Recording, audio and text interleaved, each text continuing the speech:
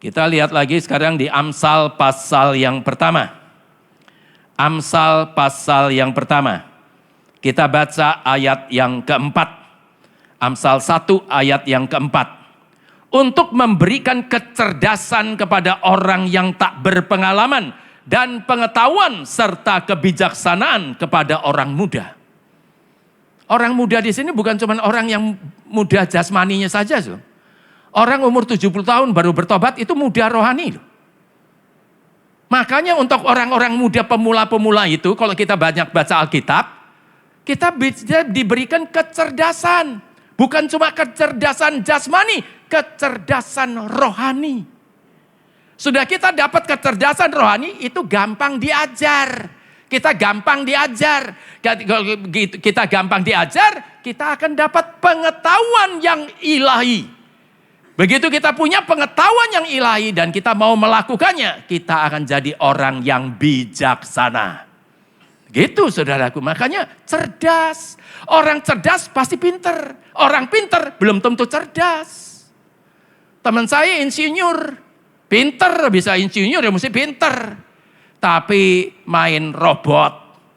Udah dibilangin dia ke tempat saya mau ngajakin saya main robot. Saya bilang percuma. Robot itu tuh program. Saya kalau program robot pasti robotnya untuk menguntungkan saya. Nggak mungkin untuk nguntungin kamu. Tapi dia bilang saya pasang saya dapat kok. Tapi ya itu pemulaan nantinya. Dapat terus pasang 25 juta dapat, pasang lagi berapa dapat. Wah ya udah saya sih nggak mau yang kayak gitu. Sampai pada suatu hari orangnya bilang ini kalau ini ada lagi, ini dapatnya gede, bisa miliaran, bisa begini. Akhirnya dia pasang 700 juta, bablas. Wong robot goblok kok ditutno. Ngetut ke Yesus, kok ngetut ke robot goblok. Robot yang diprogram buat orang yang memprogram kok percaya. Kayak gitu-gitu dipercaya. Alkitab gak mau percaya. Itu makanya orang bebal ditipu oleh kebodohannya. Gak cerdas, masalahnya pinter tapi gak cerdas.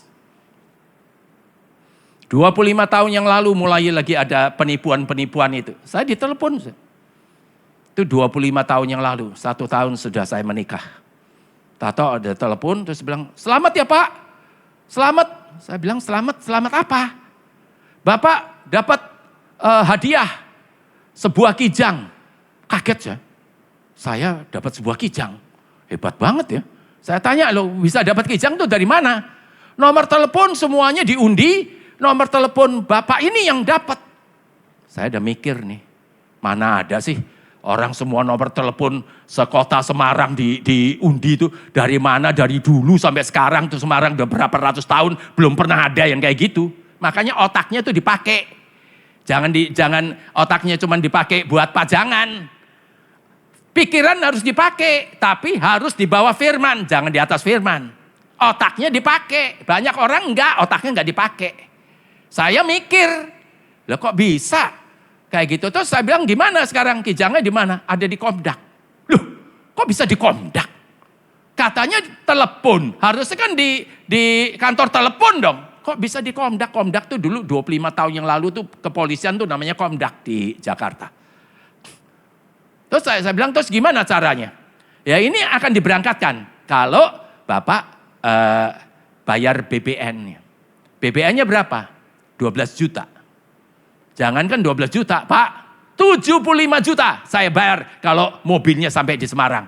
Dia bilang, wah yang gak bisa, lu penipu goblok lu, tutup selaku. Cerdas, gak bisa ditipu. Jangan kepengennya duit toh. Makanya orang yang suka kepengen duit ya itu yang ketipu. Gak cerdas. Alkitab gak pernah cari duit, itu gak ada. Carilah Tuhan, Amos 5 ayat yang ke-6 itu. Carilah Tuhan, maka kau akan hidup. Hidupnya bukan cuma jasmani, seluruh sektor kehidupan akan dihidupkan semua sama Tuhan. Ekonominya, pekerjaannya, pelayanannya, masa depannya, keturunannya, hubungan suami istrinya, keluarganya, semuanya itu akan dihidupkan. Kesehatannya, semua dihidupkan semua. Itu kalau kita cari Tuhan. Cari Tuhan dapat duit. Cari duit dapat setan. Makanya hari ini kita lihat Alkitab bilang carilah Tuhan. Cari kerajaan Allah dan kebenarannya, dan apa yang dibutuhkan itu akan ditambahkan kepadamu tanpa perlu diimani. Amin, saudaraku. Jadi jangan masuk ke pengajaran sesat, mobil ditumpangi tangan terus diimani dalam nama Yesus mobil ini jadi milikku. Loh kok enak, itu orangnya aja beli, kita mau jadi miliknya pakai tumpang tangan. Itu ayatnya di mana? Hoax itu, omong kosong itu. Itu sesat, pengajaran sesat masuk gereja, saudaraku. Jangan mau. Kayak gitu, nggak ada dalam Alkitab. Makanya baca Alkitab, itu standar kehidupan kita. Tuhan bilang suruh cari kerajaan Allah, bukan kerajaan dunia. Begitu kita cari kerajaan Allah di mana Allah bertahta, itu kerajaan Allah. Kita dapatkan semuanya. Berkatnya nyari kita, kesehatannya nyari kita, ekonominya nyari kita, umur panjang cari kita, semuanya nyari kita. Bukan kita nyari itu, tapi itu semua akan nyari kita kalau kita cari kerajaan Allah. Amin. Nah, makanya hari ini kita belajar, saudaraku. Cerdas. Jangan jadi orang bodoh, cerdas. Orang pintar belum tentu cerdas. Orang cerdas pasti pintar. Makanya isi dengan firman, maka kita akan jadi cerdas jasmani dan rohani. Akhirnya kalau kita cerdas, gampang diajar, kita punya pengetahuan yang ilahi. Punya pengetahuan yang ilahi kita lakukan, kita akan jadi orang yang bijaksana. Begitu, saudaraku. Kita lihat lagi sekarang. Sekarang kita lihat lagi Amsal pasal yang ke-22. Amsal pasal yang ke-22, kita baca ayat yang ke-15.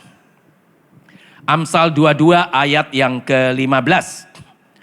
Kebodohan melekat pada hati orang muda, tetapi tongkat didikan akan mengusir itu daripadanya. Jadi kalau kita pemula-pemula itu masih banyak bodoh. Saya dulu juga bodoh, saudaraku. Tapi tongkat didikan itu mengusir kebodohan. Saya tinggal, lagi saya bertobat, sampai sekarang saya tinggal di ada satu perumahan di dekat laut sana. Karena saya dulu itu memang saya dididik, saya ini hamba Tuhan bukan dari pertengahan atau dari atas jadi hamba Tuhan, dari dasar. Tidak punya uang. Tidak bisa bayar pembantu. Saya punya rumah tapi nggak punya pembantu karena saya nggak bisa bayar pembantu. Jadi saya ngepel sendiri, nyapu sendiri, bersih-bersih sendiri, masak sendiri. Dulu begitu. Saya dari dasar. Bukan dari pertengahan saya jadi hamba Tuhan, dari dasar. Nah, saya pakai pompa air, saya belum punya AC waktu itu. Tapi saya pakai pompa air, saya pakai setrikaan. Anehnya, kalau tiap bulan saya dapat tagihan dari PLN, itu cuma kadang-kadang 40 rupiah, 25 rupiah. Pernah sampai 4.000 rupiah. Turun lagi 2.500 rupiah. 1.500 rupiah, saya pikir ini perumahan hebat banget ya. Saya pakai setrikaan, saya pakai ini, pakai itu. Kok murahnya kayak gitu? Lah saya memang setiap jam 6 pagi itu saya penginjilan. Saya pergi penginjilan, kalau dapat jiwa-jiwa saudaraku, bisa sampai pulang jam 2 pagi lagi loh. Jadi saya ini dulu memang penginjil. Nah kalau sekarang saya pergi, tukang listrik itu datang ketok-ketok, tek. Nggak ada orang memang di rumah. Tiap kali dia datang diketok-ketok nggak ada orang, dianggaplah rumah kosong. Ya sudah, sampai 3 tahun kemudian. 3 tahun kemudian nggak tahu bagaimana, saya nggak penginjilan, saya ada di rumah. Diketok-ketok saya keluar, terus tukang listrik, loh ada orangnya tuh. Ya memang dari dulu ada orangnya. Lah kok saya ketok-ketok enggak? Iya, saya jam 6 pagi udah berangkat, pulangnya malam. Oh gitu. Boleh saya lihat itu meterannya? Ya udah saya persel masuk, dia tulis, udah. Seminggu kemudian saya dapat tagihan jutaan ternyata saudaraku. Ternyata si tukang listrik itu pakai itu cuman kira-kira. Waduh, bayar dari mana saudara? Kalau bayar pakai batu mah banyak. Bayar pakai duit nggak ada, saya nggak punya uang saudaraku. Saya punya barang-barang peninggalan saya zaman dulu. Saya dulu suka berburu. Senapan saya adalah salah satu senapan kalau mobil itu Rolls Royce-nya senapan. Mereknya Weatherby. Boleh nanti dilihat itu. Weatherby. Saya paling suka karena apa? Dia ukurannya tuh senapan api yang ukurannya paling kecil. Itu kaliber 22. Kecil sih. Tapi dia Magnum, panjang. Saya suka sekali sama itu. Itu sekarang aja kalau mungkin kalau dijual sekarang bisa 300 juta aja laku. Karena saya dikasih kesempatan sama PLN, dia bilang karena ini kesalahan kita, ya udah sekarang kamu boleh cicil selama 3 bulan.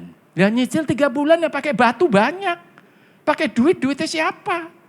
Akhirnya saya udah doa, Tuhan tolong bayari, Tuhan tolong bayari. Sampai nih besok nih saya harus bayar. Sampai besok Tuhan tetap gak bayar. Mau gak mau saya jual senapan saya.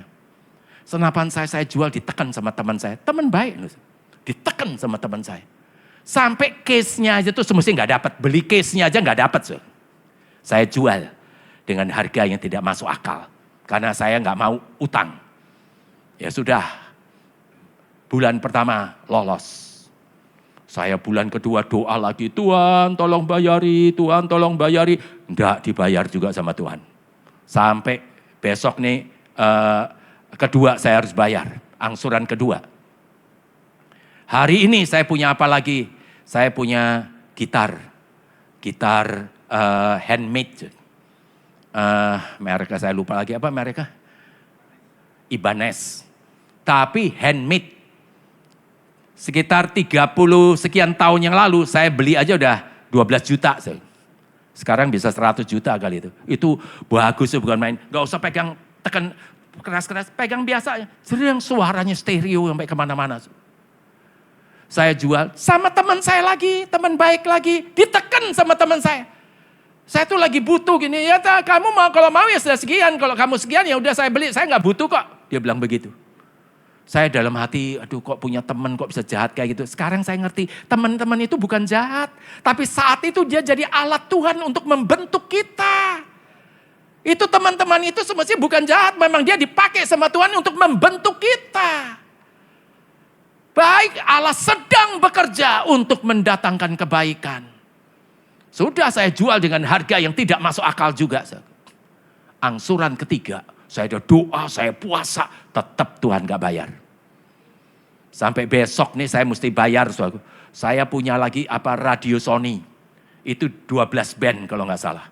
Jadi saya bisa dengerin The Voice of Russia, The Voice of the United States of America, atau yang England, atau yang mana gitu, Jerman. Saya bisa dengerin semua dari situ. Dan saya kalau pakai barang, gak ada jatuh, terus baret-baret gitu, gak ada. Semuanya seperti baru. Saya jual ke teman-teman saya. Teman-teman saya kalau ngomong gimana? Maaf ya Drew, saya belum butuh. Maaf ya, saya belum butuh. Hampir semua gitu. Saya jual ke toko-toko. Di Semarang semua saya masukin. Saya bilang ini coba dilihat. Kalau ada baret satu aja, ambil udah. Sampai saya berani begitu. Kalau ada baret dikit aja ambil udah, gratis. Masih kayak baru. Semua toko bilang maaf, kami gak pernah jual barang bekas. Sudah nih saudaraku. Sudah akhirnya apa? Sampai hari yang ditentukan sama Tuhan. Sama si PLN saudaraku. Tapi saya belum dapat juga. Terus jalan lagi hampir seminggu. Saya dapat surat lagi dari PLN. Loh, angsuran ketiga kok gak dibayar? Ya udahlah, ini karena kesalahan kita. Saya kasih waktu seminggu lagi. Seminggu lagi gak kamu bayar, kita cabut loh listrikmu di rumahmu. Waduh. Saya berusaha lagi di Semarang sudah nggak ada yang mau beli. Saya pergi ke Salatiga, saya pergi ke Magelang, saya jual di sana, nggak laku juga. Sampai besok nih saya harus bayar. Kalau nggak bayar listriknya dicabut sama PLN. Malam ini sampai jam 10 pulang di rumah tuh sekitar jam setengah 11, jam 11 karena toko-toko sudah tutup. Saya pulang kayak orang kalah perang.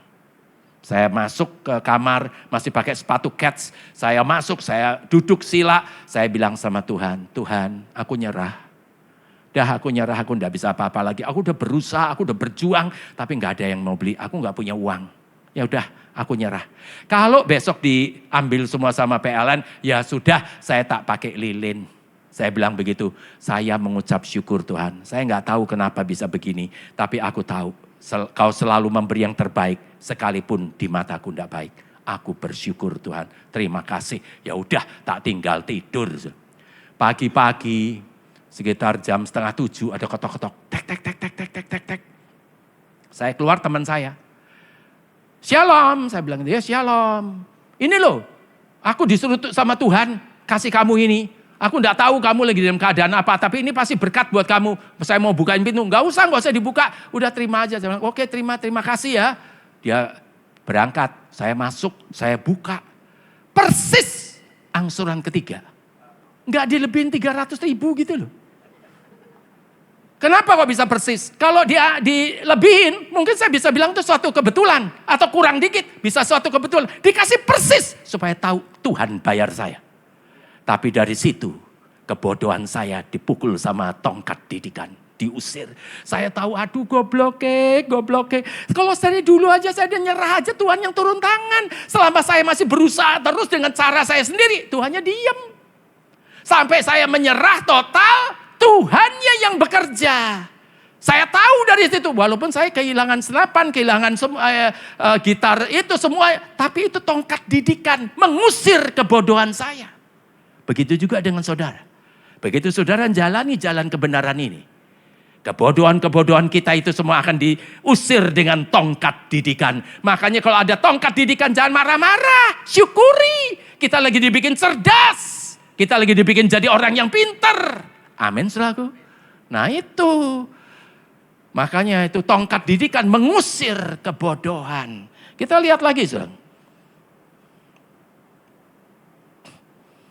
Kita lihat lagi di Pengkhotbah pasal yang keempat. Pengkhotbah pasal yang keempat. Kita baca ayat 13 sampai dengan ayat 14. Pengkhotbah pasal 4 ayat 13 sampai dengan 14. Lebih baik seorang muda miskin tetapi berhikmat daripada seorang raja tua tetapi bodoh yang tidak mau diberi peringatan lagi. Karena dari penjara orang muda itu keluar untuk menjadi raja. Biarpun ia dilahirkan miskin semasa pemerintahan orang yang tua itu. Jadi yang saya ambil di sini saudara miskin kayak apa no problem. Tapi kalau saudara berhikmat yang ilahi. Saudara bisa diakhiri dengan berkat-berkat yang luar biasa. Saudara lahir miskin no problem. Tapi kalau saudara sampai mati masih miskin. Nah itu mesti ada kesalahan itu. Kenapa kok bisa begitu? Janji Tuhan tidak seperti itu kok. Janji Tuhan pokoknya kita lahir miskin. Tapi kalau kita sungguh-sungguh di dalam Tuhan. Tuhan yang bikin kita jadi raja seperti Yusuf tadi.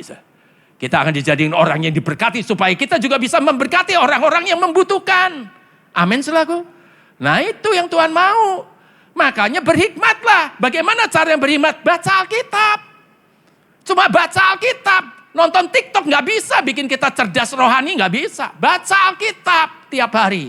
Percayai Alkitab yang kita baca dengan segenap hati dan lakukan. Step by step, saudara akan dirubah menjadi orang yang cerdas, berpengetahuan, dan bijaksana. Amin saudaraku. Yang terakhir, kita buka di Yesaya pasal yang ke-35. Yesaya 35. Kita baca ayat 8 dan 9. Yesaya 35 ayat 8 dan 9. Di situ akan ada jalan raya yang akan disebutkan jalan kudus. Orang yang tidak tahir tidak akan melintasinya. Dan orang-orang pandir tidak akan mengembara di atasnya. Di situ tidak akan ada singa. Binatang buas tidak akan menjalaninya. Dan tidak akan terdapat di sana. Orang-orang yang diselamatkan akan berjalan di situ. Jadi yang saya bilang tadi, ini jalan kebenaran. Bisa dinamain jalan kebenaran. Terus jalan yang harus kita jalani. Betul. Dan ini ayat ini ngomong jalan raya kudusnya Tuhan. Sama itu semua. Nah di jalan ini kita mulai dari sini. Nanti kalau kita diproses terus sampai sini. Tuhan membuat segala sesuatu indah pada waktunya. Lagi masuk proses ini. Dikatakan jalan ini tidak ada singa. Tidak ada binatang buas yang menjalaninya. Jadi kita tuh aman. Jadi kalau kita lagi diproses melalui sakit penyakit, diproses pakai apa saja, tidak ada yang bikin kita itu jadi nggak karuan. Jadi celaka, nggak ada. Karena tidak ada singa dan tidak ada binatang buas. Kita dituntun sama Tuhan di jalan yang harus kita jalani, itu cuma proses. Proses dan proses dan proses. Proses sampai di sini tidak ada yang membahayakan kita. Sampai di sini Tuhan membuat segala sesuatu indah pada waktunya. Orang pandir itu orang bebal, tidak bisa lewat di sini. Orang tidak tahir tidak bisa lewat di sini. Hanya orang yang diselamatkan, artinya orang yang jadi pelaku firman Tuhan baru bisa di jalan ini. Di jalan ini hidupmu dijamin. Tidak ada sesuatu apapun yang dapat membahayakan kita. Tahun 95 saya kena hepatitis yang dokter bilang juga nggak ada obat. 5 hari saya sembuh total tanpa obat, tanpa dokter. Bilur-bilurnya menyembuhkan saya. Tidak ada sesuatu yang bisa membahayakan. 2011 saya kena serangan jantung. Tanpa obat, tanpa dokter. Saya cuma percaya pada bilur-bilur Yesus. Proses saya itu. Jalani, saya jalan. Tidak ada singa, tidak ada binatang buas, tidak ada sesuatu yang bisa membahayakan. Hidupnya dijamin. Lagi kena delta dulu. Orang-orang banyak yang pada mati. Saya doain orang, nggak kena. Sampai hari ini saya nggak pernah kena. Tidak ada dikatakan begitu kita jalani jalan ini, tidak ada singa, tidak ada binatang buas. Artinya tidak ada sesuatu yang bisa mencelakakan kita. Semua itu hanya proses. Proses dan proses, akhirnya Tuhan membuat segala sesuatu indah pada waktunya. Amin, saudaraku. Amin. Saudara ngerti pora itu? Ngerti? Kui ngantuk-ngantuk ngerti tenan. Mantuk-mantuk ngantuk pora kui. Wes ngotot-ngotot ini orang ngerti sisan lagi. Nah ini kalau jalan kehidupan kita, kalau kita jalani di jalan kebenaran ini, orang-orang yang diselamatkan yang bisa jalan di sini. Orang-orang yang jadi pelaku firman baru bisa di jalan ini. Hidupmu dijamin. Tidak ada singa dan tidak ada binatang buas, dikatakan begitu. Cuma proses. Kenapa bisa mati di jalan, mati kena penyakit, karena tidak ada jaminan masuk di jalan yang lain, bukan di jalan ini. Makanya hari ini kita belajar tentang kebenaran. Ayatnya yang ngomong, jalan kudus, jalan raya kudusnya Tuhan. Tidak ada yang bisa mencelakakan kita. Tadi Tuhan bilang, aku akan menuntun kau di jalan yang harus kamu tempuh. Dan aku akan mengajar engkau tentang apa yang memberi faedah. Kita lagi diproses supaya kita jadi alat Tuhan, bisa berguna, bisa memperlihatkan Yesus yang dahsyat, bukan hanya melalui perkataan kita, tapi melalui kehidupan kita. Jalani proses ini. Yusuf gak pernah komplain, gak pernah nyalain Tuhan. Dia jalani. Dan sampai 13 tahun kemudian dia jadi raja atas Mesir. Tuh. Makanya kita juga akan dibikin seperti itu. Bukannya raja Mesir juga gitu, tidak. Tapi hidupnya kayak raja. Orang-orang yang diberkati bukan main, bukan cuma diberkati ekonominya saja. Jasmaninya diberkati, kesehatannya diberkati, ekonomi diberkati. Hubungan suami istri diberkati, keturunannya diberkati, masa depannya diberkati. Semuanya diberkati. Kalau kita jalani proses sampai Tuhan membuat segala sesuatu indah pada waktunya. Amin. Amin. Salam pemenang. Salam pemenang.